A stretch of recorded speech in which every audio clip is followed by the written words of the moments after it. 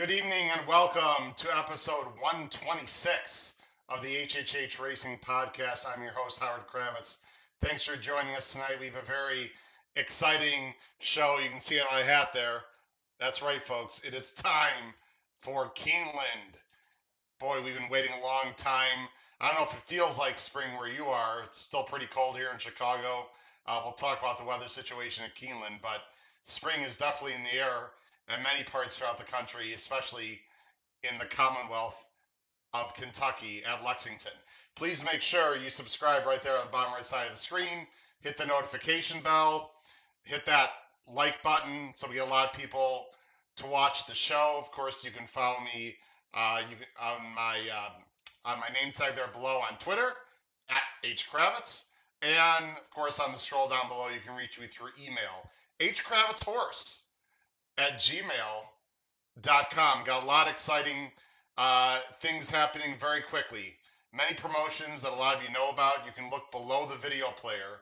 If you click that show more button, we've got the Race Day blog. We just started the month. If you're not part of the Race Day blog, please check it out. I wanted to go blue with my color. I'm not really sure why it's in black, but that's okay. We can just change colors. I know the lighting is a little bit different also today, but it's because I'm wearing a hat and you don't want to see shadows, so that's why the lighting's a little bit different. Anyway, the Race Day blog is fantastic. It's only about $3 a month. Check it out on Patreon. BetUS, always have that promotion going. It's a great betting site, not only for sports, but a lot of other things you can bet on: horses, sports, casino. Check out BetUS. You can get a fantastic buyback, or not buyback, but bonus, 125%. Again, look down below the video player. You have to use a promo code and sign up through a credit card. I've got a podcast pool that has already started for this month. So if you're not part of the podcast pool, you'll have to wait till May. But wow, I've got some very exciting things planned for Derby Day for this show. Exclusive coverage and a lot of interesting ideas and promotions. We'll talk about that as we get closer to Derby Day. And then finally, and I tweeted out that I was going to be talking about, of course, Keeneland today. And Tom Espinoza, my good friend from San Francisco, said, Howard, you buried the lead on Twitter. Well, I'm not going to bury it anymore. April 24th, that is only 2 weeks from Sunday now. 2 weeks from Sunday, I will be live on TVG, sitting right next to Todd Schrupp, handicapping. I'm not sure, actually. I think it's going to be a pick 4 or a pick 5. I don't know if I'll be on for 10 minutes, an hour. I'm really not sure what exactly. I'll have to get in touch with Todd and see what he's got in mind. But he said it's not going to be just some kind of small token appearance. So he said that on the show. So I'm very excited. When I have detailed information, believe me, I'll get it out to everyone as to what time I'll be on TVG on Sunday, April 24th. But it's only 2 weeks from Sunday. Very excited about that. Got a few people watching already, enjoying the show. Jotham is here. Hello. Appreciate Jotham. Yes, hopefully it's going to be informative. It's going to be a little different today. We'll talk about it. And Paul Halloran from New York area. Look, oh, ouch. Yeah, that's going to happen. The Bulls are struggling. You had to go there, Paul. We had to go there. Listen, it might face each other in the playoffs, though. It's very possible. The Bulls are just announced that Lonzo Ball's not coming back the rest of the year for sure. They had a great story. They had a good season overall.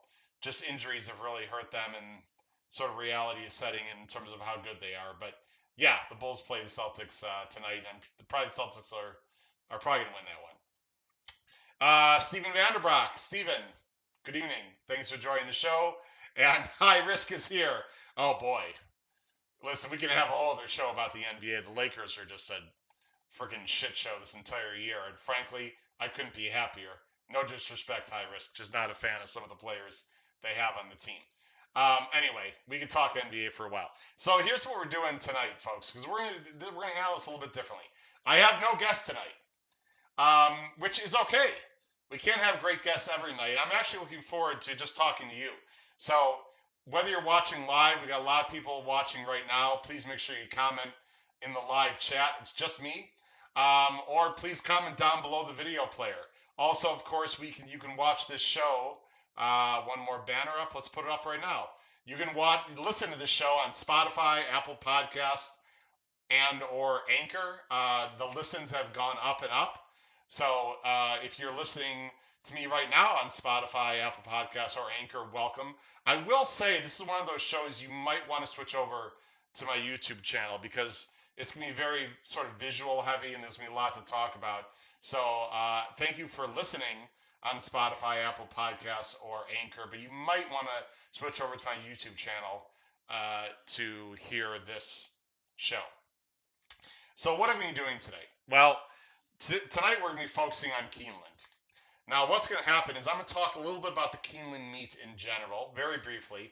Talk about some of the stake races they have, especially this weekend and throughout the meet. Some highlights of Keeneland, some other things that are happening. I'm a big fan of Keeneland. I've been there twice.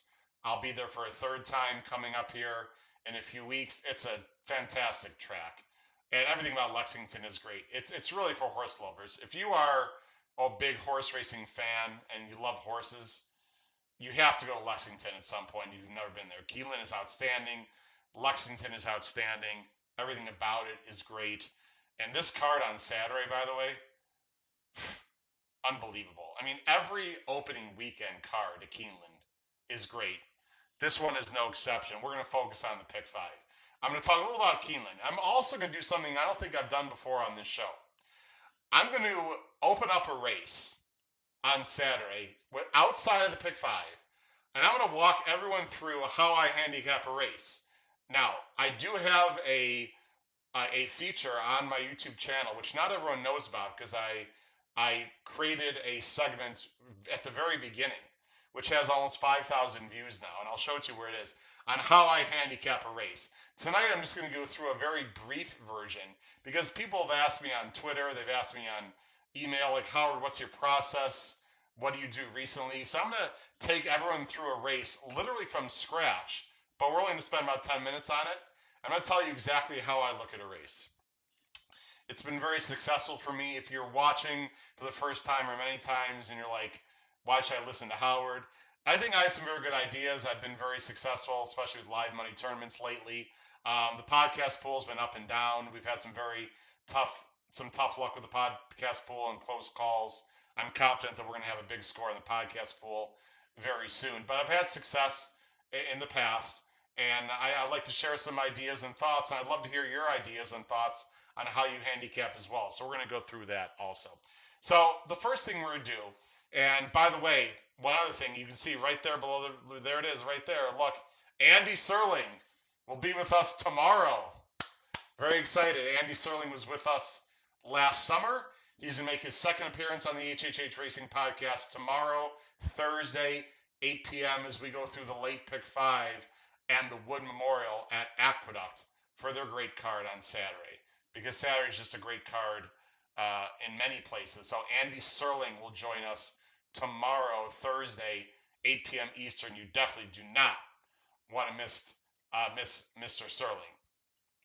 Ralph, something new. Yes, we are going to do something a little bit new, Ralph. Hopefully you enjoy that. Charles is also here. Charles, hello. Thanks for joining the show. All right, let's talk first, and let me take the banner off the screen here. Let me just talk a little bit about the Keeneland meet. And I don't have a banner for this. Let me just talk. It's a 15-day meet, so they have 15 racing days.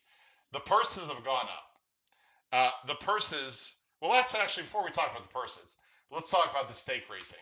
And I have stake races. I want to show you. The Keeneland webpage, I think, is excellent. Let me share that with you right now, and let's talk for a little bit about Keeneland. And I'll go ahead and go full screen here. Again, Keeneland.com. Let's talk about the stakes that they have coming up. And I'm going to scroll through this relatively quickly. Let me make this a little bit bigger so you can see. All right, so on Friday, it's opening day. They've got the Ashland. It's a fantastic race. It's for 3-year-old fillies. It's basically the main prep for the Kentucky Oaks. They have that going Friday. They also have a nice turf race for 3-year-olds, the Transylvania. It's a grade 3. And the Lafayette, which is 7 furlongs, restriction for 3-year-olds. So they have nice stakes on Friday. And then the big Saturday. Wow, it's always a great. I've never actually been to Keeneland for. Actually, no, yeah, I've never been to Keeneland for opening day. I've been there in the fall twice, but I've never been there in the spring. So I'm excited to go there in the spring this year. Um, they have the Bluegrass. That's the big one, of course. We'll talk about the Bluegrass. They got the Madison. It's 7 furlongs, older horses, filly and mares. The Appalachian is for restricted 3-year-old fillies on the turf going a mile. The Shakertown every year is one of my favorite races. It is an absolute war. I cannot wait to show you the past performances for the Shakertown.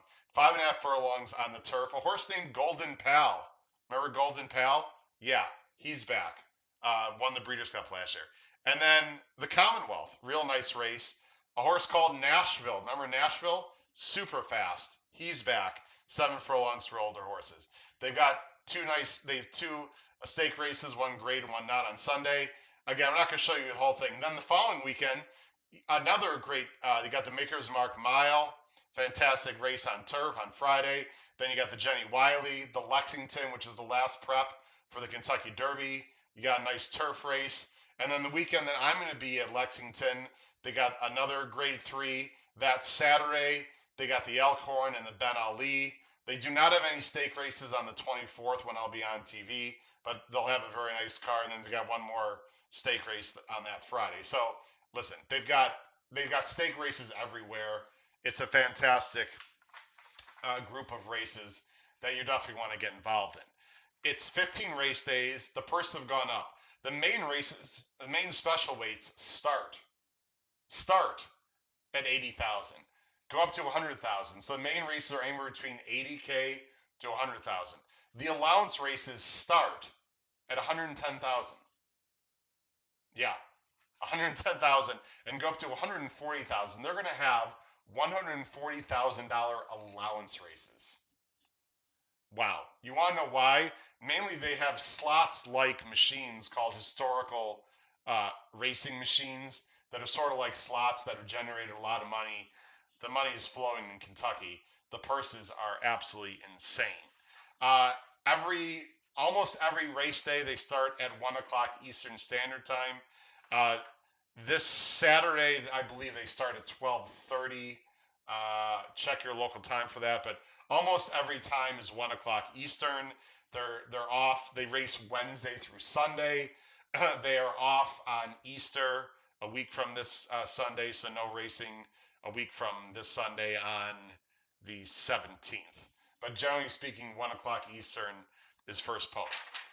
Jockeys. They always have great jockeys. The Ortiz brothers will be there on occasion. They are not riding there full time.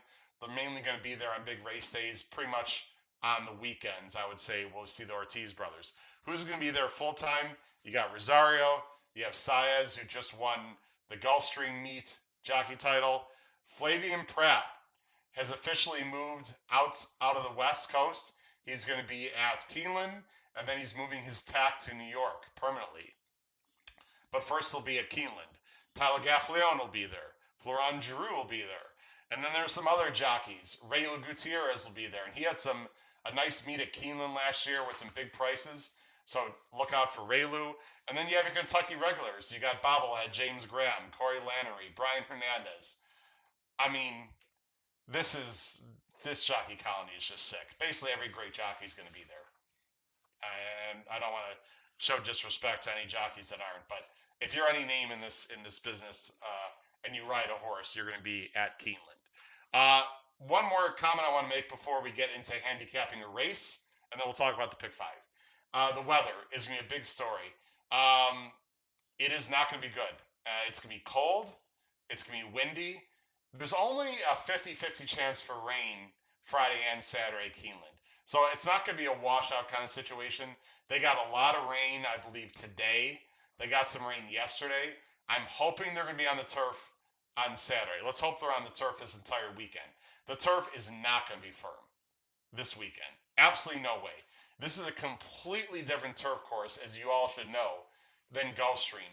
It's much thicker. It's going to be very lush. It's going to be wet.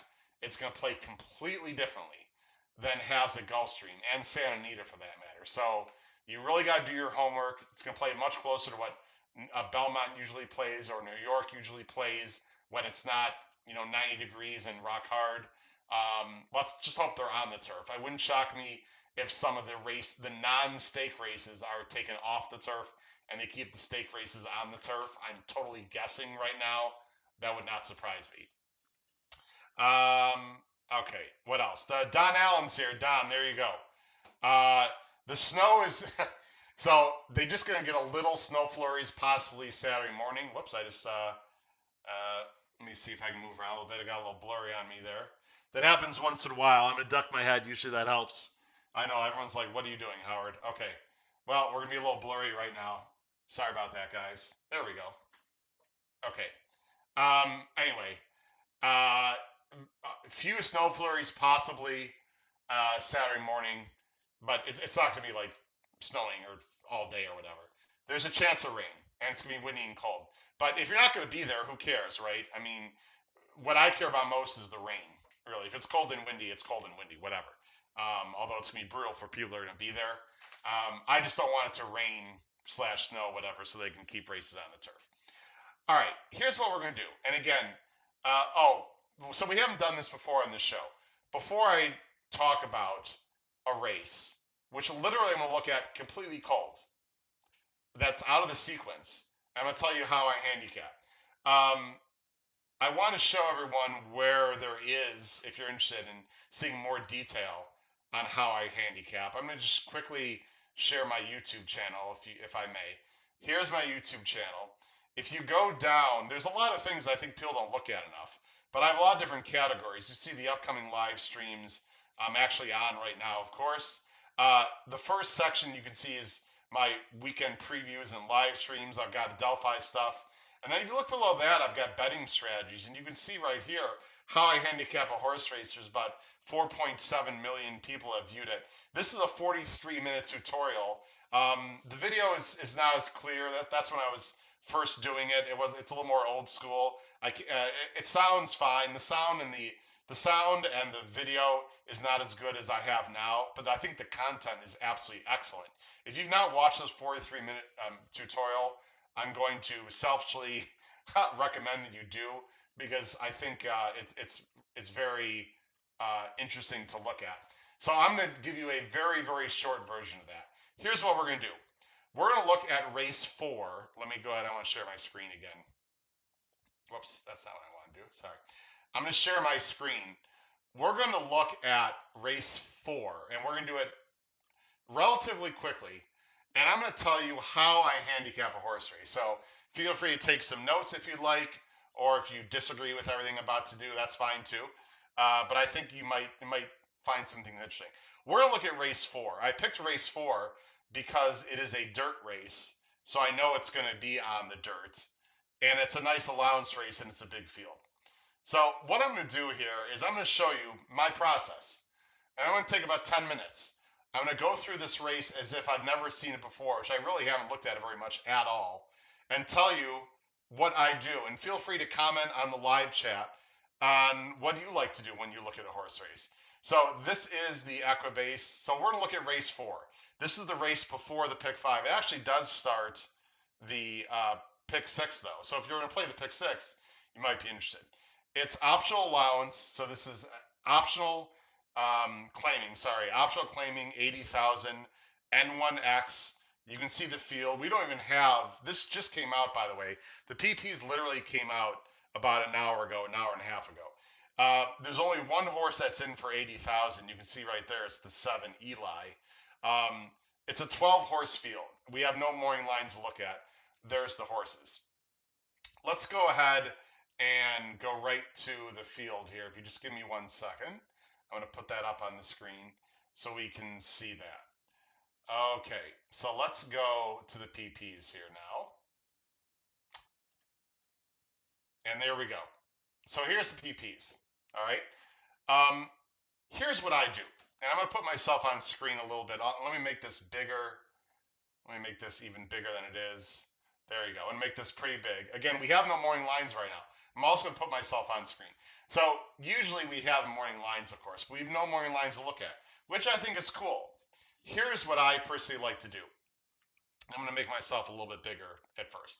Here's what I like to do.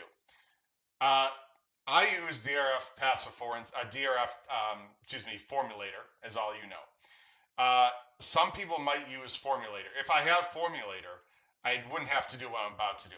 But what I like to do is look at the very first thing is I try to develop the flow of the race.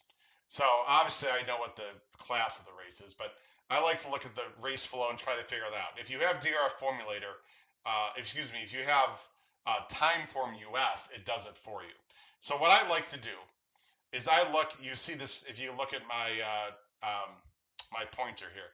Right above it says time for US early pace. OP Firecracker is an 84. And I just literally scroll down and see what the early pace looks like. I don't look at class. I don't look at buyers. I don't look at any of that yet because pace makes the race. So to me, that is a major determinant to start off. So OP Firecracker 84. The Peninsula 74. American Sanctuary, you guys can see what I'm looking at right here, 68. Now this is a two-turn race. It's a mile 16th on the dirt with a fairly short run up to the first turn. So right now what I'm noticing is there's not a lot of inside speed. That's the first thing that comes to my mind. The 4-horse. Okay, here we go. Life is a Banquet. 111 early Timeform US. So in theory, this horse should be able to get to the rail without any problem at all because he is by far the speed of the inside horses. Naval Aviator 55, he's the closer. Lucky Boss 93, sort of mid-pack. Eli, a closer, 58. Red Knob's a closer. There's quite a bit so far. There's a lot of closers in this race. McAllen 91. Okay, more mid-pack I would say. Ironworks, hello.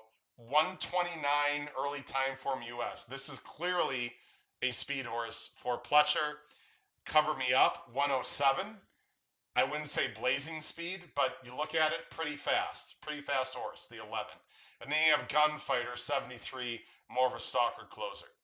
So that's the first thing I do. You've got the 4 is definitely speed only one way.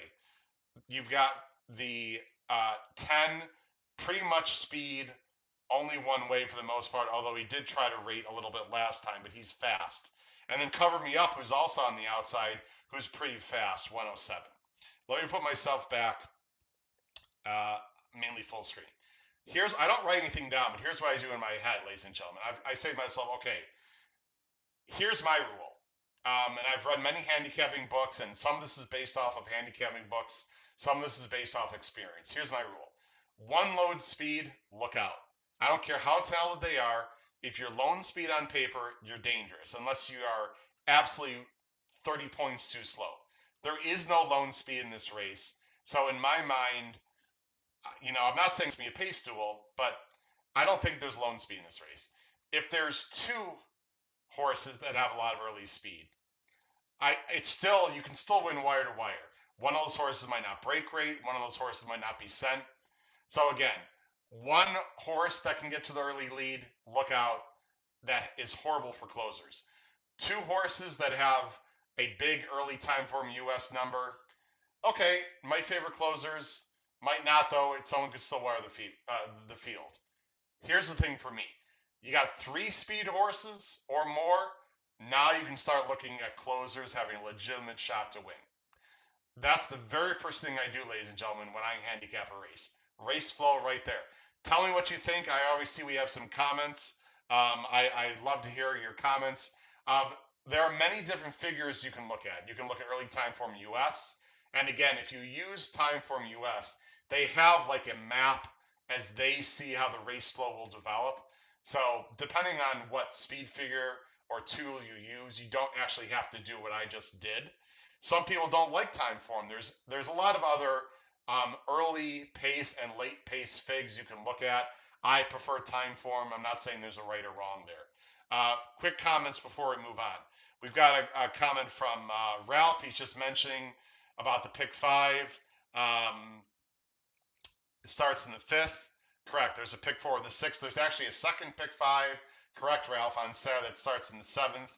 Another pick 4 that starts in the 8th. That is not a usual occurrence, though. Daryl wants to chime in. This is most of these PPs are from different tracks. That's correct. So this is tricky because when you have tracks, meets like Keeneland, Saratoga, especially early in the meet, you got horses coming from all over the place. Now you have to guess if the horse will take today's surface. Yeah, Daryl, there is some guessing work, but you can see, Daryl, which horses have raced at Keeneland before. So we'll talk about that. And also, quick hello, Alex. Hello.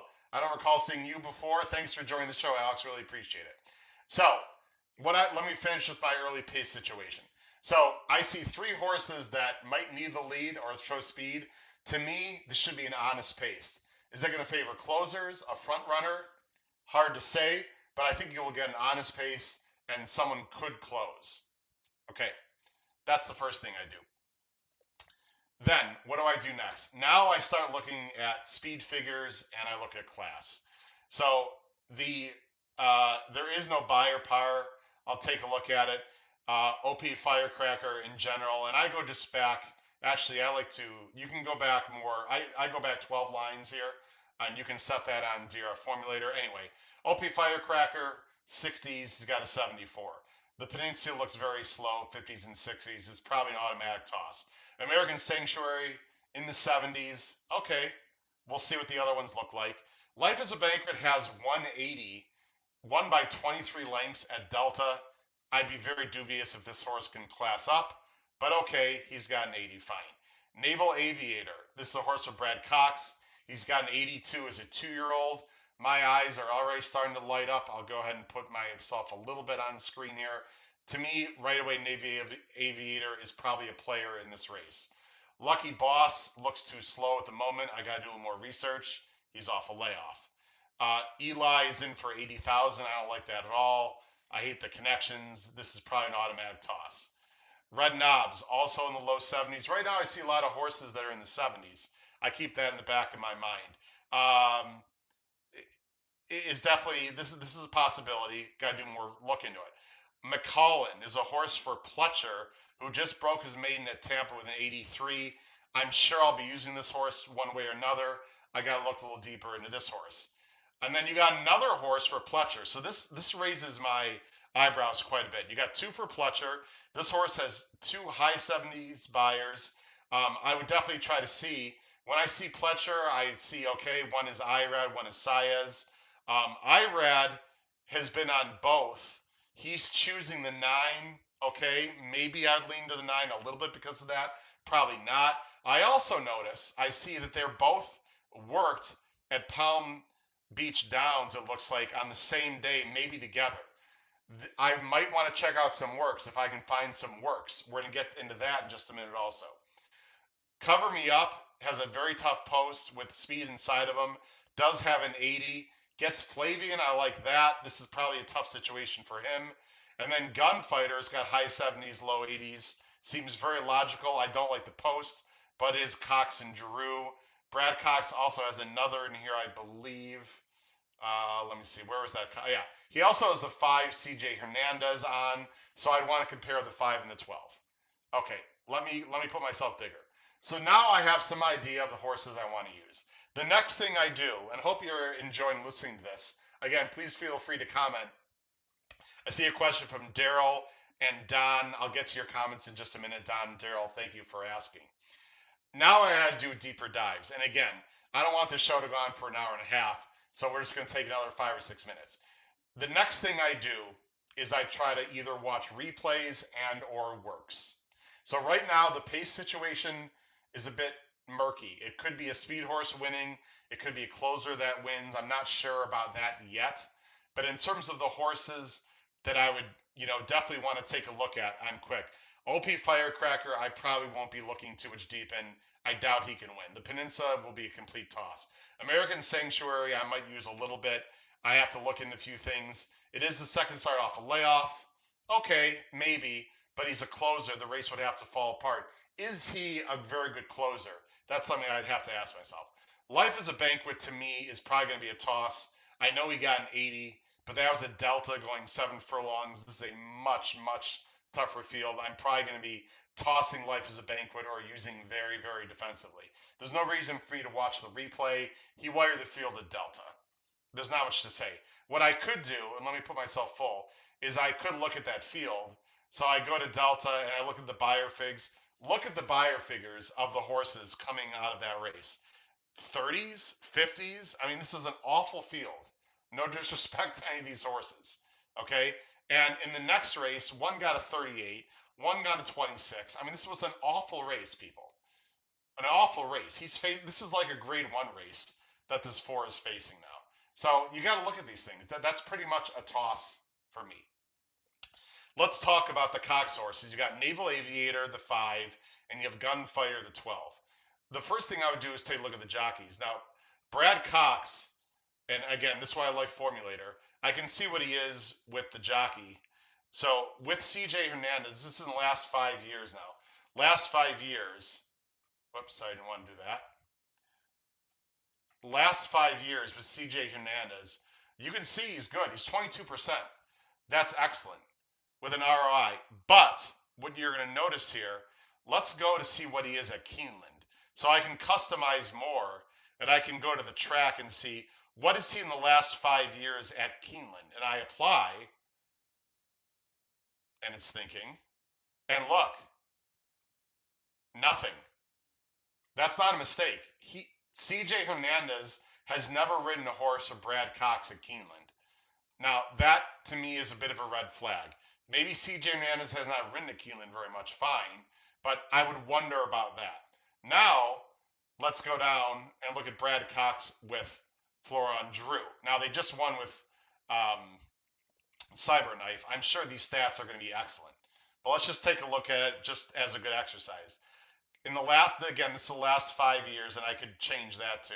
In the last 5 years, Cox and Drew together is probably going to be very good. Let's take a look at it. So Cox and Drew, last 5 years, 26%, 58% of the money.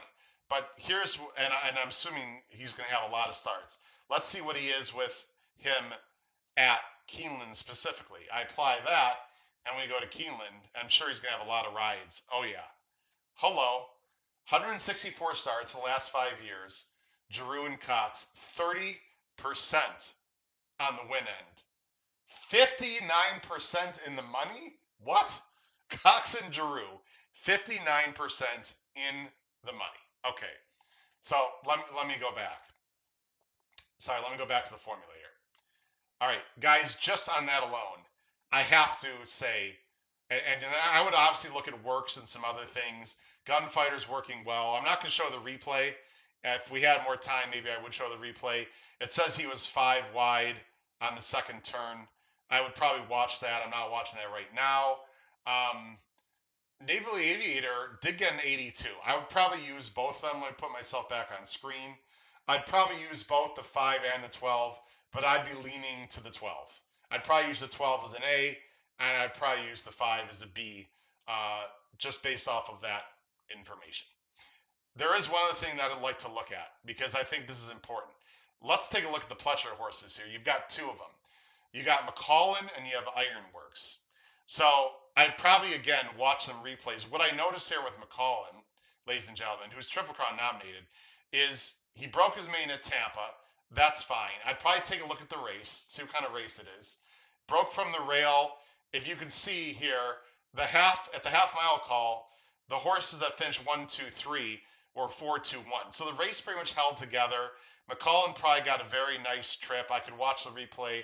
I'm not going to. If we look at the buyer figures, look at the horses that are coming out of that race. You see on this left-hand column here, I hope this is big enough for you. The horses that have run out of this race have got a 65, a 47, and a 58. Not a real big fan of that. I don't know how strong a field this was, but he ran well. That's just something I would keep in the back of my mind, that he's probably not coming out of a real strong race. And he probably got a great soft trip. Those are things I'd keep in mind. Of course, it's IRAD. He can obviously win. Then you've got Ironworks, who's going 2 turns for the first time. Has blinkers on. Looks faster. They did work together. We'll take a look at that. Can Ironworks get 2 turns? I would look at the breeding. Let's look at the dam of Ironworks. The dam of Ironworks, silver pockets full. Look at this, 2 turns. The siblings, nothing special. We can take a look at that. Let's see. Loaded was a turf horse. Okay, siblings don't do much for me, but this horse looks like he can get 2 turns. He's by Distorted Humor. He's got blinkers on. I would say, looking at this, that the 10 is probably going to be sent by Saez. The 10 is a speed horse, and Ortiz will probably be stalking and closing. So again, these are things you got to envision in my mind. The 10 is probably going to go out. The 9 is a stalker. Who's the better horse? A little bit tricky to say. I'd use both of them. The last thing I want to do, and I got to admit, I'm not sure I'm allowed to do this, but I think I can. I'm going to show workouts. Now, not everyone, let me put myself bigger on screen. Not everyone is privy to workouts. I noticed that they're both coming out of works out of Palm Beach Downs. I have an account with an Express Bet also, so I can watch workouts on XBTV. Highly, highly, highly recommend. If you have the means, you have the wherewithal, you have the time, go check out the works on XBTV. If you've never seen this, it's fantastic. They don't have every workhorse. They don't show every work. But horses from big stables and especially stake horses, they will show. So I don't know if this last work is available on video. I don't know. We're gonna find out here in a minute. To this very moment, I honestly don't know. But if you look carefully, McCullen and Ironworks looked like they worked together on April 1st. So what do? I go to XBTV, and again, you have to have an account for this. I go to XBTV, and I hit this search bar here, and let me type in Ironworks. Let's see what happens here. And I type in, I don't know if you can see, it looks like they have something for Ironworks. And let's see what they have here. Oh my, hello. I don't know if you guys can read this from what you're looking at. This is great info for all of us. McCullen and Ironworks worked together at Palm Beach Downs, what was it, about a few weeks ago. So we're going to be able to see this work.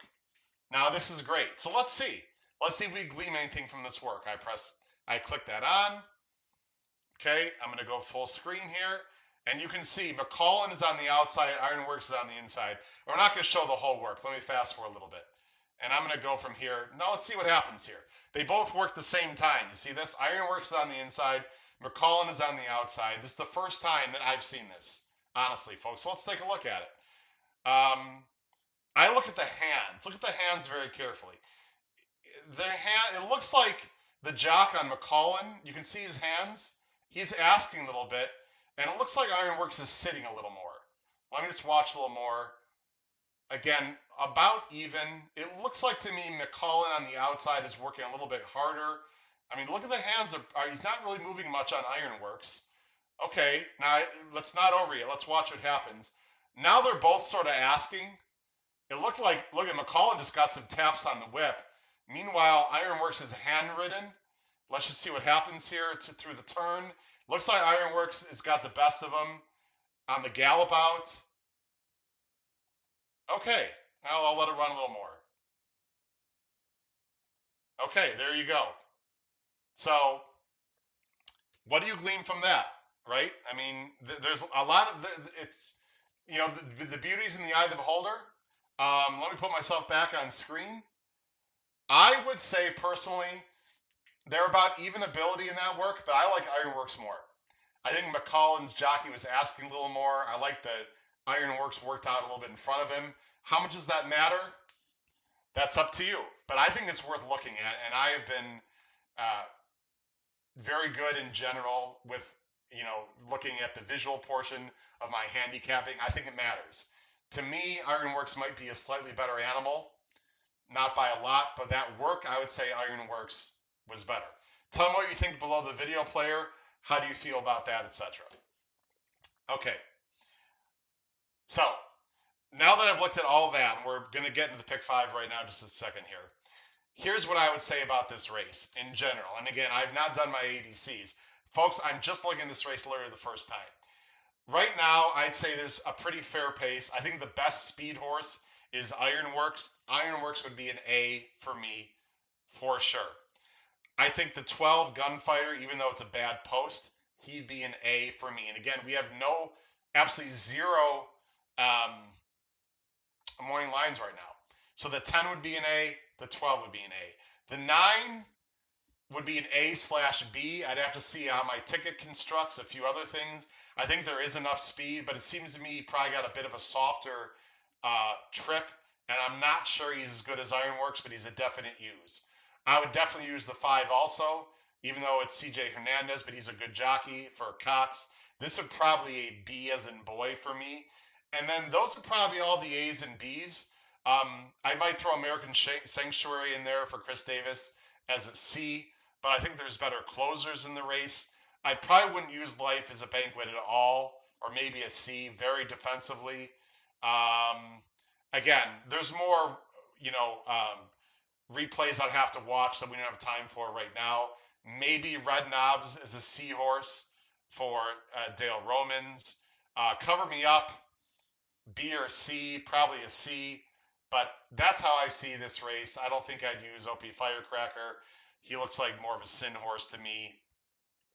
Although his Gaffleone, maybe a C. Tell me what you think below the video player, everyone. Uh, that's how I see that race. I would also look at class. Obviously, again, I would take more than 10 minutes to go through a race. I'm just giving you generalizations. But if you can see some workouts, I think that's great. If you can look at some stats, I think that's great. All these things are good. Let's take a look at some quick.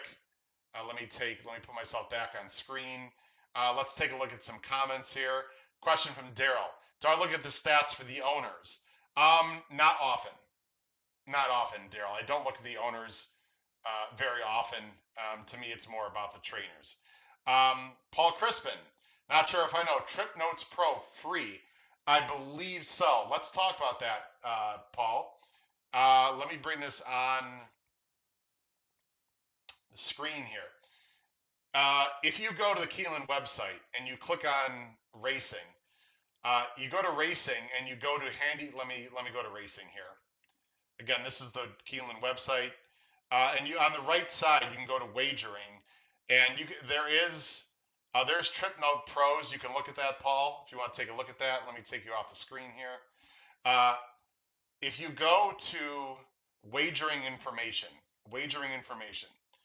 there's a bunch of different things on here. You can see picks from Scott Hazelton, Gabby Gaudet, if you want to look at that. But if you keep scrolling down, you can see. If you click on handicaps, tips, and tools,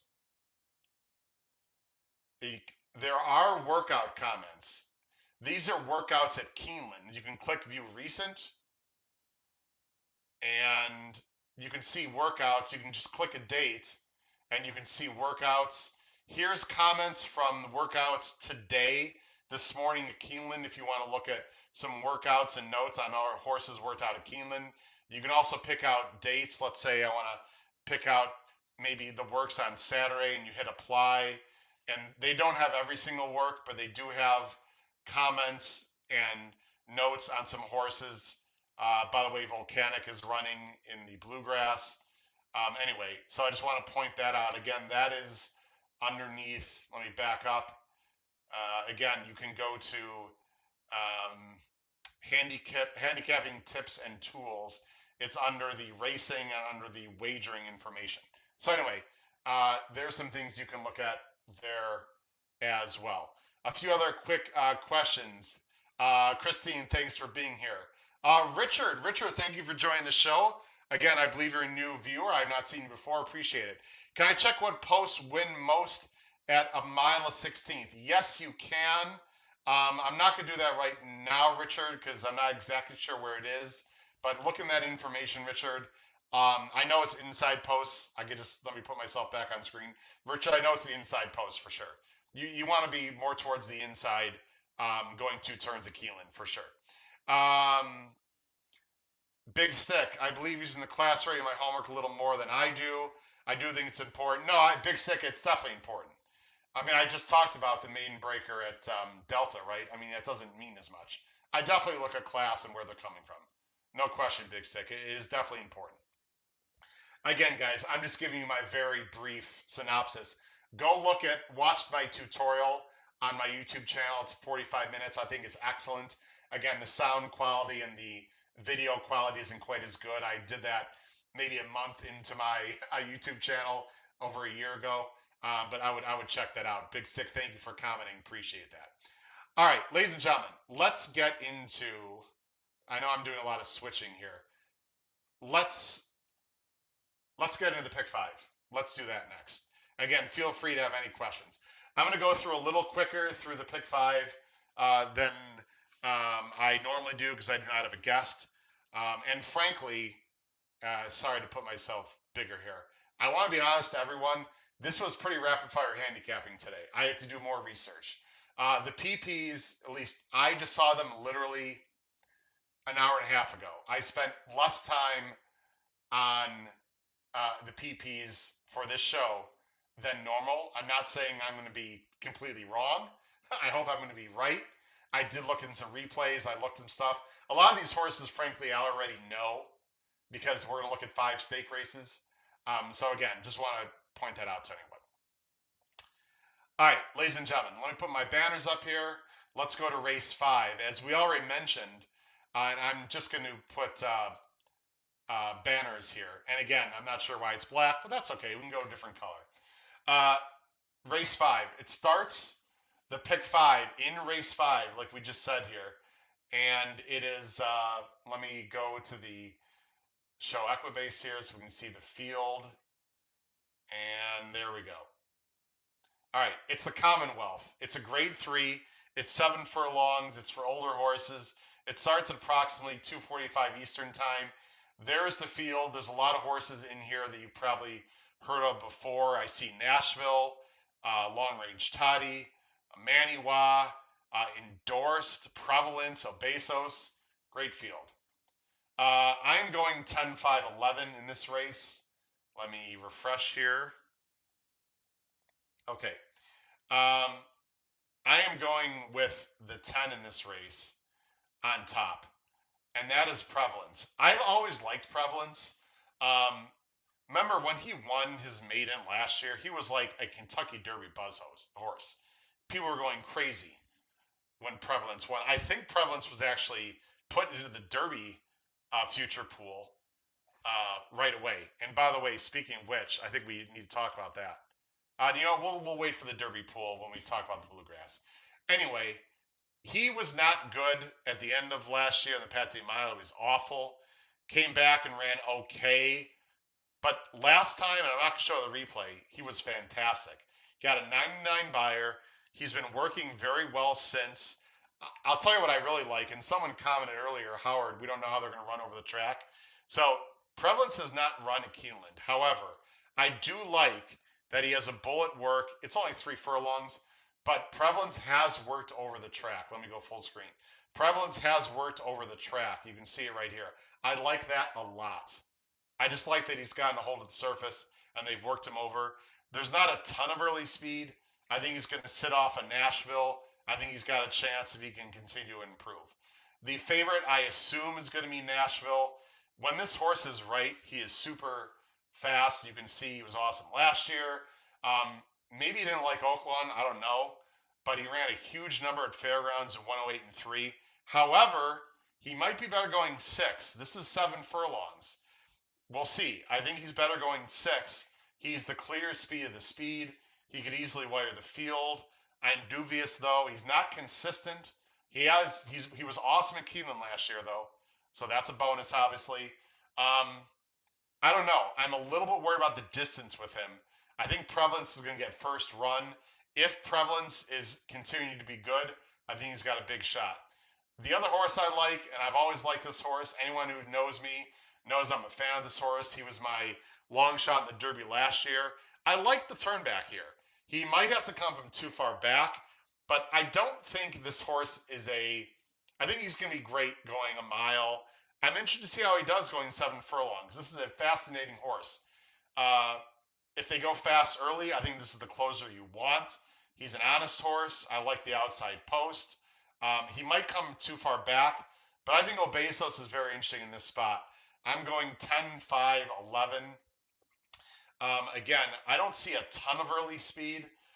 Endorsed, I think, is probably is a decent horse, but he doesn't win very much. South Bend is a nice horse, but he's a closer. I prefer Obesos. He's coming off a layoff. There's other horses that look a little slow to me. 3 Technique is not as good as he used to be. Sir Alfred James is a pretty fast horse, but I think he's better going 6. I don't see how he's going to win off the pace going 7. Long Range Toddy is a little long in the tooth, but can fire a good one once in a while. Maniwa is a decent horse. I think he's better going 6. I would not go very deep in this race, to be very honest. I really like 5, 10, 11. I probably wouldn't use too many others. We've got a few comments in here. Daryl's got a question. Being a math teacher, does that help you? Yeah, Daryl, I think knowing numbers certainly helps, and knowing fractional times. I don't think you have to be a math teacher. I don't think you have to be a genius. I don't think you have to have math background, but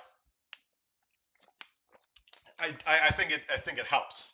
I'll say that. Michael Bryan, Michael, thanks for joining the show. Again, I assume you're asking about the 7 in this race. Michael from Minnesota, if I recall. I've liked South Bend in the past, Michael. Let me put myself on screen. I've used South Bend in the past. I don't like this spot. This is off a layoff. These some very good horses. He looks a little bit slow to me. It is Flavian Pratt. I'm not a big fan of South Bend. Maybe a C, Michael, on South Bend. All right, that takes care of the first leg. I don't think we have anything else to add. Let's go to the next. By the way, this is an all-stakes pick 5. And as already mentioned, this is not, I repeat, not the last 5 races of the card. This is sort of more of a middle pick 5, but it's the all-stakes pick 5. I think this is going to be the pick 5 where the most money is going to be poured into. If you are part of the podcast pool, I do not know what pick 5 we're playing yet. If the track is not sloppy and if they're on the turf, I'd be very tempted to play this pick 5 sequence. I honestly don't know which pick 5 we're going to play yet. There's a great sequence at Aqueduct this Saturday. San Anita's got a huge card, so I'm not quite sure yet. Let's go back to the Equibase and let's look at the entries for the next race, race 6. Race 6 is scheduled on turf. It's the Appalachian. It's a grade 2. It is for 3-year-olds. It's $400,000. It's for the fillies. They're going a mile on the turf. There's some horses in this race. Sorry, I got to show the PPs. My bad. Or show the screen. And I got to switch my banner. There are some horses in this race we've talked about on this show. It's all an 8-horse field. Look, there's Spenderella. If you recall, I really liked Spenderella last time. Dulce Zell I liked last time. He's in this race. So there's some horses that I like coming out of some races we've talked about. I'm going 5-3-4. I'm going to try to pull off a bit of an upset here. Some of this will depend on how the turf is going to play, obviously. I don't know. I am interested in what I think is going to be a price horse, although I don't know the morning lines right now. I'm a little bit interested in the 5 Skims. This is for Shug McGahee and Flavian Pratt. Look at the breeding. This horse is by Frankel out of a Street Cry mare, Royal Decree, who didn't do much on the track. However, there is a sibling. War Decree was a very nice distance horse, won 312,000. Also had Noble Quality, was a nice horse for Clement. So this is a very nice family that Skims comes out of. We're not going to show the replay. Broke her maiden, did it well at Tampa, which is fine with me. With a 78 buyer, look at the jump up. Has been working well. I'm expecting another jump forward and has tactical speed. And I think the 5 is the one that's going to be sitting off of Spinderella. Now, Spinderella was awesome last time. I loved her. She wired the field. Got away with, okay fractions. I wouldn't say they were really, really fast, but they weren't slow either. My only concern here with Spinderella, as I put myself on screen, my only concern with Spinderella is this is a completely different turf course than Gulfstream. How is she going to handle it? I don't know. She'll probably handle it just fine, but this is not going to be a rock hard turf course where she'll be able to easily wire the field. Speed does not hold as well when this turf course gets wet. So I'm a little bit dubious to Spinderella. She's probably going to be a big favorite. I'm using her. I would try to find someone to beat her. It might be the 5. Dulce Zell won last time, although the field was weaker. But I thought she did it nicely in between horses. I think she's going to improve. She's from France. She should not mind the turf course. I know she ran horribly last time in the soft, her first time out, but soft at France is not the same thing as soft at Keeneland. And has IRAD. I think she's going to improve. The horse you really have to sort of decide what to do with is the number 2, an Agent Mistake, who got an 83 buyer and in theory, is a major player. I don't know. The turf racing out in California is not as good. I'm not sure that buyer is 100%, and she was 24 to 1. So the fact she's coming from California and was 24 to 1 and has only been on rock hard turf, I don't know. I'm going to use an Agent Mistake, but I got to be honest. An Agent Mistake would not probably be an A for me. If she wins, and I would, use her. But I would use an Agent Mistake defensively. Tell me what you think. Am I making a mistake with an Agent Mistake? Is an Agent Mistake going to run better than I think? Certainly the buyer, puts her as a major player, and Spenderella got a 90. But again, the number is only part of it. You got to look at many other factors. I think the 5 who only got a 78 has a chance to improve big time, and I think she's going to sit off of Spenderella. So I'm interested in the 5. Again, the Skims. I have no idea what the odds. We don't even have morning lines right now. Let's see. Quick comment before I move on.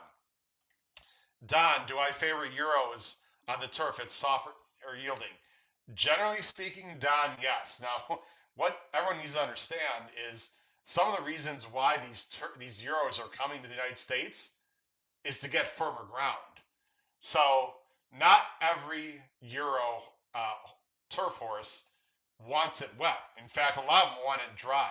That being said, just the way they train, just naturally the way they're bred, I will almost always take a Euro over an American when the turf is not firm, almost all the time. But that doesn't mean that every Euro likes a wet turf. So I just want to make that perfectly clear. All right, let's go on to the next race. The next race is race 7. This is the Grade 1 Madison. Again, I got a lot of screens to click here, so bear with me. There's my picks for the Madison. This is race 6. Excuse me. Race 7. Race 7 is the Madison. There it is. It's Grade 1. This is for older filly and mares, $500,000, 7 furlongs. You can see, let me take the banner off. There's the field. It's a nice 10-horse field. This is a very, very difficult race. There's my picks. And again, we don't have morning lines, folks. So I'm going a little bit in the dark here with the morning lines. Sorry, I'm just looking up and making sure I'm clicking on everything I want to click on here. All right. Let me bring down the PPs here. I'm going 5.63 in this race. Now, the one thing I noticed is there's quite a bit of early speed in this race, and this needs to be noticed. Look at the 109 time form, early U.S. pace. Center Aisle, 103. Lady Rocket, 101. Anything over 100 is pretty fast. Just One Time, 109. There is a ton of early speed in this race. You look further to the outside. Is there any speed on the outside? Tis Splendid News, 117. Guys, there is a ton of speed in this race. My very first thought when I looked at this race is I want a closer. And is there a good closer in this race? And in my mind, yes, there is.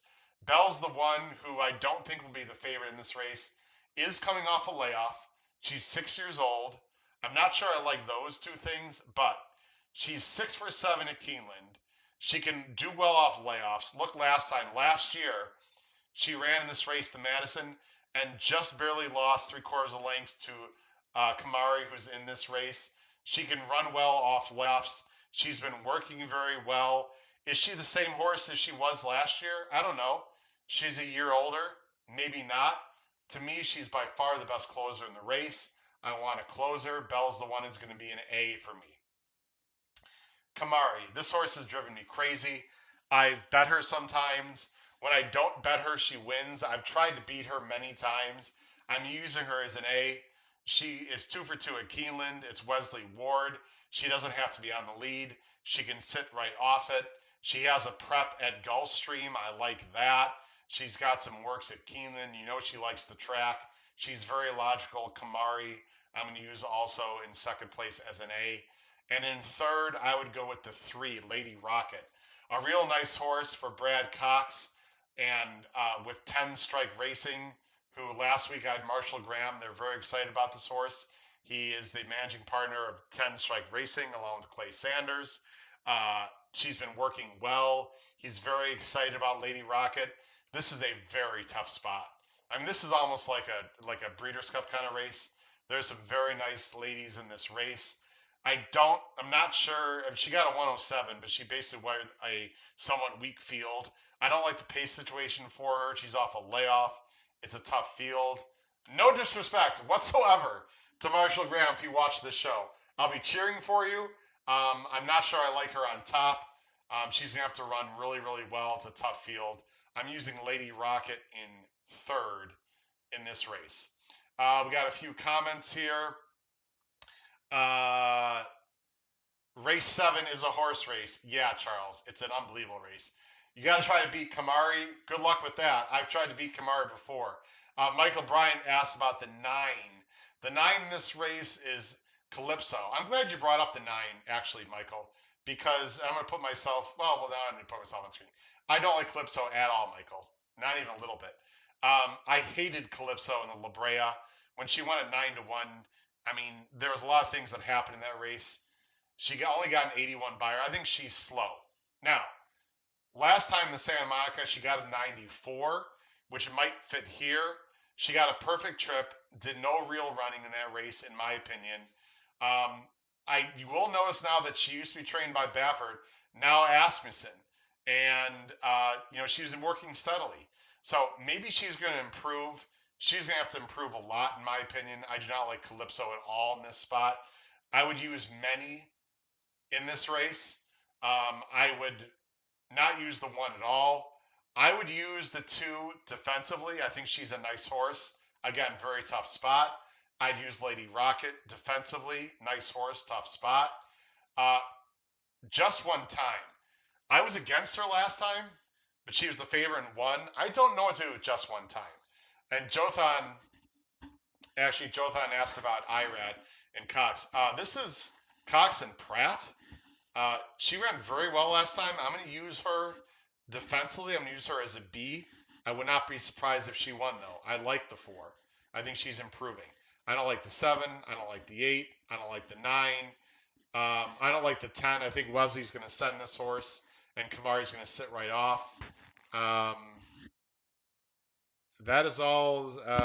Jotham said Irad for Cox. Did I miss something there, or was that the previous race? Maybe that was the previous race. Oh, there we go. I'm sorry. No, it wasn't. Cox has Lady Rocket. Jotham says it's strange. It's not strange, Jotham, because Irad's been on her. So I don't find anything strange about that, really. Anyway, that's my opinion of that race.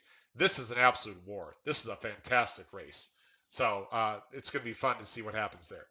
Let's go to race 8.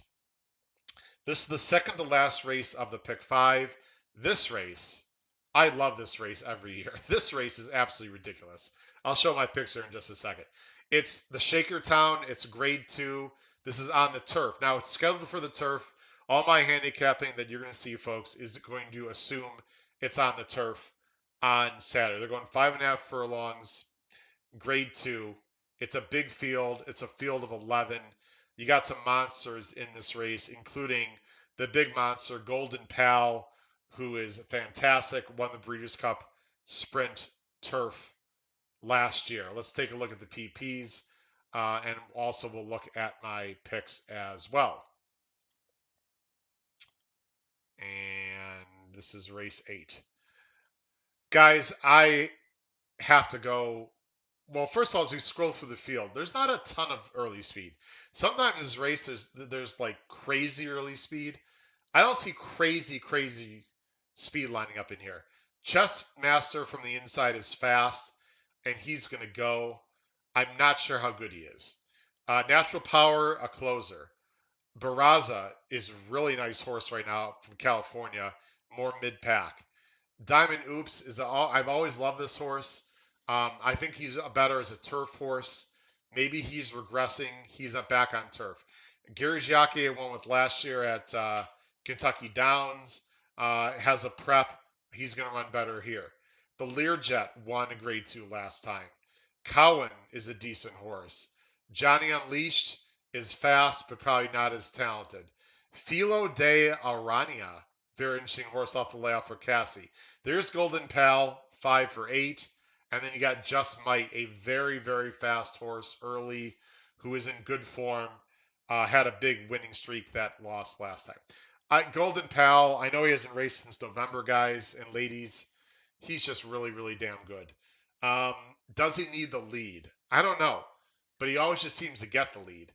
Now, Just Might is in here. Just Might could be the fastest horse early he's ever faced. So it's going to be fascinating to see who wins the break.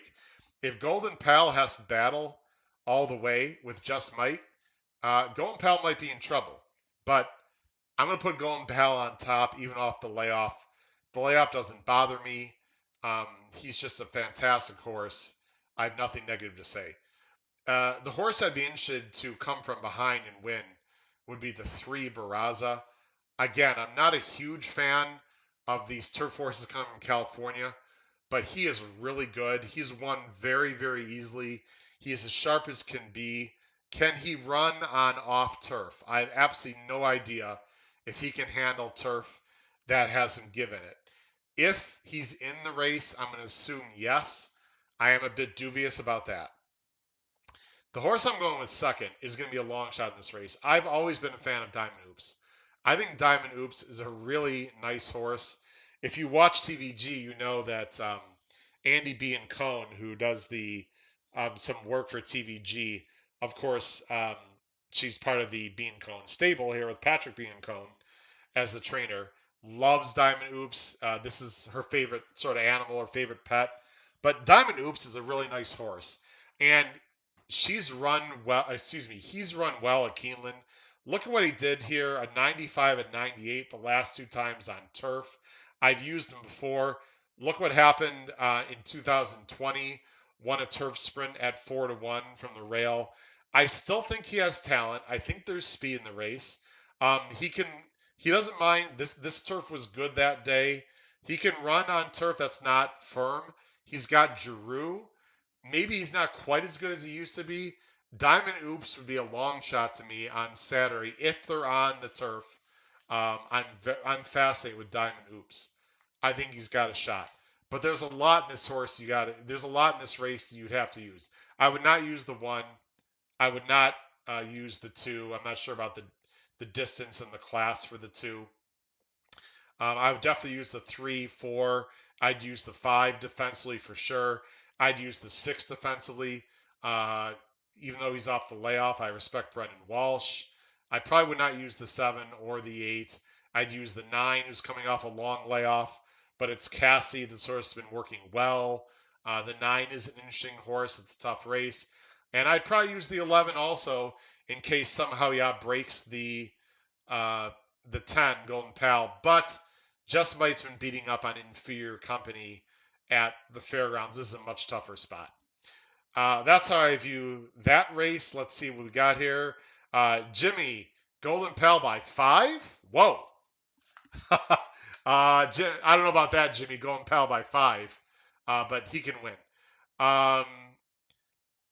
Let's see. MR Guitar thinks there's too much speed in this race. Well, if you believe that, then I would go with a closer. I would go with the 3, the 4, the 9. You got a lot of options. If you think there's a lot of speed in this race, you can go with a closer. Chris Mack, 50 people watching and only 17 likes. Thanks, Chris. Yeah, guys, below the video player, come on, hit that thumbs button. If you like the show, hit that thumbs up button. It's free. And also, hit the subscribe button. It costs you nothing. You won't get crazy emails. If you're not familiar with YouTube, when you hit that subscribe button, all that does is it tells YouTube that this is a fun show and podcast, and I get more likes and I get more props. And when horse racing shows up, YouTube recommends the HHH Racing podcast. Eventually, hopefully, I can get monetized. Guys, I make zero money on this YouTube channel. You cannot make any money until you have 1,000 subscribers. So I make zero money directly from the views of this show. I try to do some other things to supplement doing this YouTube channel, but again, no one makes any money until you get 1,000 subscribers. We're getting close. We're up to 780. We've still got a little ways to go. Please, I'd really appreciate if you hit that subscribe button and then hit the notification bell so you know when new content arises, and then hit that thumbs up button. Chris Mack, shout out to you, sir. Thank you very much for pointing that out. I really appreciate that. All right, let's get to the last race, folks. The Shakertown is a fantastic race. The Shakertown is ridiculous. Let's get to the last race because this is the big one. This is the big one. Full screen here. Take the banner off the screen. All right. Deep breath. The Bluegrass. This is it. Grade 1. This is a 100-point prep for the Kentucky Derby. Got some real nice ones in here. They're going 1 1/8 miles. $1 million is the purse. It's a field of 12. Boy, was I happy when I saw the entries in today. Because there's a horse that I very, very selfishly need to get in the Kentucky Derby. I'll talk about that horse right now. Here's the PPs. Let me show my selections there. There's my picks for this race. Let me go down the field very briefly. Let me switch the PPs here. Race 9. This, by the way, Bluegrass goes off about 5:10 Eastern. This horse right here. I got to talk about this horse for a second, and I got to put myself on screen. Full disclosure, I've mentioned a few times on this show, I'm not lying to anyone. I am an open book. I have a $200, it's the biggest one I have. I have a few futures. I have a $200 future. Let's do this. I have a $200 future on Command Performance. I made this bet way back in early February. I loved what I saw from him last year as a 2-year-old. He came back last month at Tampa and was not good. He was like 1-5. They ran him a maiden race. I thought I was going to easily break his maiden. He did not run well. I wasn't even sure if he was going to be running in a Kentucky Derby prep because this horse is still a maiden. But I've got him at 28-1. 28 times 200. Do the math. I'm alive to about $5,600, $5,700 if the one wins the Derby. The chances of him even going to the Derby seem a little bit slim right now. I would just want this horse, Command Performance, to get into the Derby. That's what so I need him to finish first or second, very selfishly. You can see my picks on the screen, though, down below. I don't have the one. I want to be fair to everyone. I don't think he's going to be in the money in this race, but it would not shock me. Let me just say that right out front. I'm personally cheering for Command Performance. I love the fact that he's in this race. He's been working well, by the way. He's been working well. You've got Fenwick in here coming off a maiden win. Actually, Fenwick is the horse that beat Command Performance, as you can see there on the right side in that Tampa main race. Trademark, here's Zandon, very talented horse for Chan Brown. I've been a big fan of his. Volcanic, a nice horse for Mark Casse. Emmanuel, a nice speed horse for Pletcher, who ran last time in the Fountain Youth, had some trouble. Golden Glider, slow for Casse. A Thorough Road is the horse. I should really leave myself on screen partially. A Thorough Road is the horse that ran against Un Ojo and Barber Road in the Rebel. We showed that replay last week. He was the horse that took the lead late and sort of hung and could not win the Rebel, to the disappointment of myself and a bunch of other people. Rail and Roll is a horse I loved here on the show last year and won for us in the Breeders' Futurity at 8.7-1. Anyone watching out there had Rail and Roll with me last fall? A win bet. Rail and Roll, nice job last year. Has not been great this year, though. And then Smile Happy, who was my horse on top for McPeak, who was great last year. And then Black Ladder for Brusette, used to be a horse for Bob Baffert, and then Grantham, who finished second to Classic Causeway in the Tampa Bay Derby. Let me briefly go through who I like in this race. I see we got a lot of comments on the screen. Please keep commenting. Greatly appreciate it. Paul, I see. Paul, I see your comment. Yeah, I don't know what to say, Paul. I can't argue with you there, Paul. All right. Sorry, I had a little technical difficulty. All right, let's get on to this race. My top choice is Smile Happy. Um, he ran well. I'm not going to show the Risen Star race because we're getting late on time.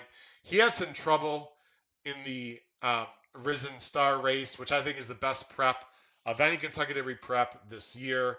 I like what he did last year. I think there's enough speed in this race. I like that he's been working well. I think now's his time. I think you're going to see a big effort from a Smile Happy, and I think Smile Happy has a chance to be a factor in the Kentucky Derby as well.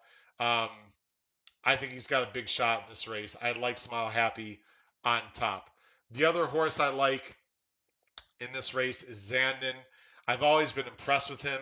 He hopped at the starting gate, had actually a little more trouble than Smile Happy. Feel free to go watch that race. We can't watch it through these PPs. I'd have to open up YouTube and do a bunch of things. I don't want to do that. Go to YouTube, check out the Risen Star. Zandon was closing well, had more trouble. I like Zandon a lot. Zandon and Smile Happy are two of my top horses in the Kentucky Derby right now. However, and I could be wrong, I think Zandon needs the points. I'm not sure Zandon is in. I think Smile Happy will be in. Zandon, I think, needs to finish in the money, even maybe fourth. Zandon needs to finish the top four to guarantee a spot. So Zandon's got a little more pressure. I think Smile Happy has more points. And again, if I'm wrong, I apologize. I don't have the point totals in front of me. The 6, Emmanuel. I think this could be the speed of the race. And last time, I don't watch the start of Emmanuel's last race. We haven't watched a lot of replays here. This is in due time, simplification. There's a lot of horses in this race. Watch the 8, Emmanuel, at the start here. Again, the 8. You see, man, you see he bumped right there and steady. Did you see that? Let's watch that one more time. Right there, got bumped in between horses and steady. And now he's in behind horses. This is not where Emmanuel wants to be. He's also in the 3 or 4 path. So he didn't get the start that he wanted. He's taking a lot of dirt in this race. So he's 4 wide here. Here's Emmanuel all the way out in no man's land. So anyway, Emmanuel had some trouble. If he gets a clean break, I think he's got a shot in this race. There is some other speed, but there's not a lot of speed. Command Performance, by the way, is going to stalk. He's been used up close because there's been no speed. There was no speed in the Breeders' Cup Juvenile. He had to be used. Last time at the 8 hole, I would almost guarantee that Irad Ortiz on Command Performance is going to take back a little bit this time, like he did in the Champagne, like he did in his maiden win. I expect Command Performance to close. How well can he close is a whole other story. We'll see. He's got numbers that can win. If he can somehow get back to his 2-year-old year, I don't know. We'll see. He hasn't been able to get back to his 2-year year yet. And as Paul said, Command Performance has been my Titanic. So, yeah. And I've been Jack Dawson. Listen, I don't know what to say, Paul. I'm hoping he runs a big race. I still have faith in him. I'm just happy that he's actually in the race there. Thank you, A. Roth. Zandon is 25th. Yeah, so Zandon needs points, guys. This is a huge race for Zandon. Zandon needs to finish in the top 3 for sure. Maybe if he finishes 4th. But this Zandon's needs points. So this is a huge race. Anyway, back to the pace situation. Fenwick has some speed, but not a lot of speed. There's not a lot of inside speed. Trademark's got a 103. He's fast, but I don't think he's fast as some others. Volcanic, to me, I think will be sent. If Emmanuel breaks, I think Emmanuel can get the lead. So I think Emmanuel's a bit dangerous. If you look again, there's not a ton of early speed in this race. I suppose Blackladder for Drew is going to have to show some speed. Grantham is going to go, but I don't know how fast he really is. There's not a ton of early speed in this race. So again, if Emmanuel breaks, he's been working well. I think Emmanuel's interesting, even though he looks a little bit slow right now. He also has to get the distance. Again, a Roth, the top two would seal. Yeah, even if he gets third, I think he'll be in the Derby. Pretty sure about that. Um, let's see here, Paul. I see your email or your Paul. Doesn't surprise me here. Celtics are up by 16. Yeah, that's what I figured. I almost put a bet on the Celtics tonight. Believe it or not. Anyway, I'm going 10-4-6 in the Bluegrass. It should be a great race. I really think Zandon, the 4, and the 10, especially Smile Happy, they're going to show their class in this race. And I think they're going to be, as long as they get decent trips, I think they have a big shot here. Jim Pilar Jim for thanks joining the show. Does Fenwick leave with blinkers second time? I'm assuming he's got blink. It doesn't say blinkers off, Jim. So I'm assuming Fenwick has blinkers, but he got a pretty easy lead last time in that command performance race. Um, this is going to be much faster paced. I don't like Fenwick at all in this race, not even a little bit. I'm probably, as I put myself back on screen here, I'm probably not going very deep in the Bluegrass. My A's are going to be Smile Happy and Zandon. Emmanuel will probably a B. Command performance, I don't know. Maybe I'll throw him in as a B or a C. Probably a C, to be honest. It depends on the rest of my ticket. I'm not going very deep in the Bluegrass. I think it's going to be a bit chalky, personally. Let's see if there's any other comments, and we'll wrap up the show here. Jotham, 100 future bet on Emmanuel. Good luck. My most lively bet right now, let's talk about it. There is a future pool. 5 is coming up. We'll talk about that right now. I have my biggest future bet. I only made 3 future bets. My biggest one was Command Performance, $200. I can collect close to 6,000. Probably isn't going to happen. I do have a $50 future on Epicenter at 24-1. Love that. That'd be 1,200. And I had a $50 future on. I can't even remember, to be perfectly honest. It's not a horse that I think I'm alive to. Maybe Zandon. It could be Zandon. I'm gonna have to double check it. I gotta take a look at it. But I know Epicenter is the only one that I've got really going right now. There is a pool 5 future Derby pool. Now listen carefully. Listen carefully, everyone. The pool 5 future Derby pool on Saturday ends before these Kentucky Derby preps. Yes, they're doing that on purpose. I am fascinated to see what the future Derby pool looks like before these Derby preps. So usually they end them on Sunday, and you get to see the Derby preps. They are not doing that. Churchill Downs Incorporated is ending the Pool 5 Derby pool. I think it's 5 o'clock Eastern Saturday. Check out the Derby pool. If you want to bet the future Derby pool number 5, do not wait till Sunday. It closes Saturday late afternoon before these Derby preps. I'm 100% positive about that. So I just want to get that public service announcement out there if you're going to be betting that. I do not have a late pick 5 caveman ticket tonight, ladies and gentlemen. I have not had enough time to put it together. I don't want to just throw a ticket out there and be completely wrong. You guys have my top 3 choices in each race as of now. That could change based on the track condition, based on a little more replay watching, based on if it goes turf to dirt. Anyway, there's a lot of things that are in flux with that. Let me close the show by, again, showing what's happening tomorrow, because I'm very excited about it, as you can see on the bottom of the screen. And again, if you've been watching the show, thanks for watching.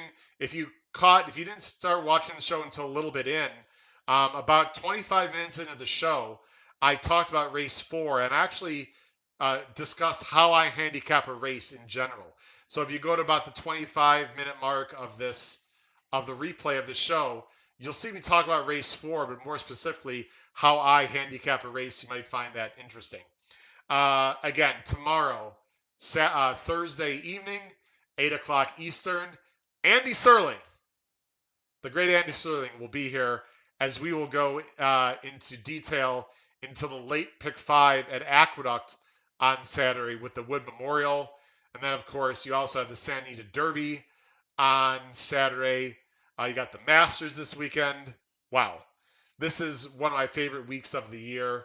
I cannot wait for it. Again, thank you for being patient with the black color. Thank you for being patient. I know my face is a little bit more brighter. That's because I'm wearing a hat, and I didn't want to use the lights from the ceiling because then we get shadows, so I didn't want that. Let's see if there's any final comments. We'll wrap up the show. Jim, thank you very much, Jim. That's really nice. I appreciate it. I don't need a guest, but I like to have guests. We like to have guests on the show as much as possible.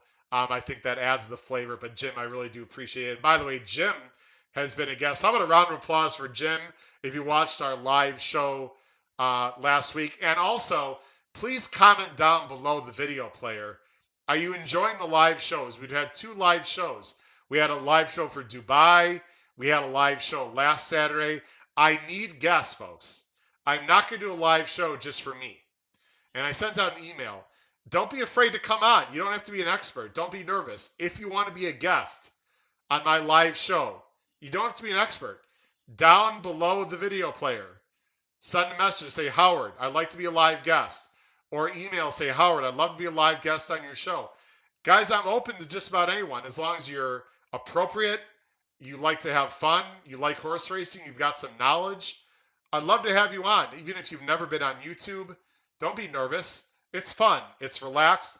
I cannot have live shows if I don't have guests. So I need your help with that, and I don't want to have the same guests every week. So please, make sure you do that. Again, a lot of people are saying thank you, Ralph. Thank you very much. Appreciate it. Big stick. Christine loves the live shows. Guys, again, I need your help, though.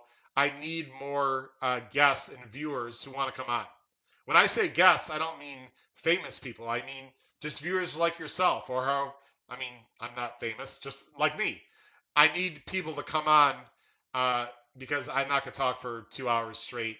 And these live shows are much more interesting when we have different opinions and other people on. So, again, if you'd like to be a guest, please email me or comment down below the video player is where I'd prefer if you'd like to be a guest on the show. All right, that is going to wrap it up, folks. I feel like I'm starting to ramble. It's been a fun show. We hopefully you learned something as well. I'd like to wish everyone good luck on, let me go ahead and stop sharing here. I'd like to wish everyone good luck on Saturday at Keeneland. Again, the Pick 5 starts, or the All Stakes Pick 5 starts in race 5. Please make sure you subscribe, hit the notification bell, hit that like button, and I'll tell you what I really want you to hit. I want everyone to crush the late Pick 5 on Saturday at Keeneland Racecourse as it is opening weekend.